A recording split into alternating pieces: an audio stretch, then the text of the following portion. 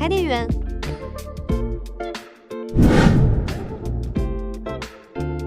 冷却时长按照布料牢固性来决定。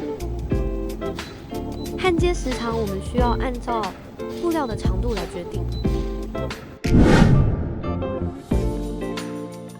点击复位，等待复位完成。点击模具2，按照面料长度裁剪，将拉链穿入夹具。点击定位板，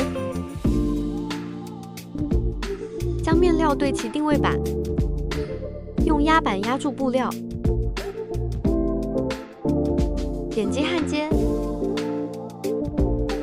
等待焊接完成，焊接无虞，没有出现断丝、熔断、卡接等问题。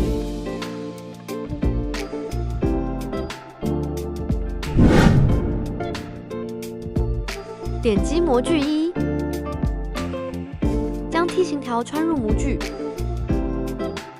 点击定位板，将面料对齐定位板，使用压板将布料压住，后点击焊接，等待布料焊接完，自动打开夹具，取出面料查看焊接效果，可以看到附胶层与面料精准齐平，完美融于一线。将布料对齐模具位置，点击折边焊接，等待机器焊接完成。